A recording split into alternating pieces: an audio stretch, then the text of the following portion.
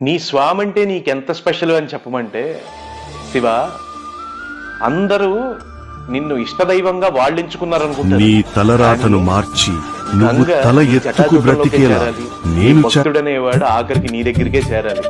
నీ భక్తుడిని నువ్వే ఎంచుకుంటావని చాలా మందికి తెలియదు. నీ తలరాతను మార్చి నువ్వు తల ఎత్తుకు బ్రతికేలా నేను మధ్యలో ఎవరిని రానివను, రావాల్సిన అవసరం కూడా లేదు. Everything between us is personal అంతే. నీ నుంచి ఏదో రావాలి, నువ్వు నాకు ఏదో ఇవ్వాలి.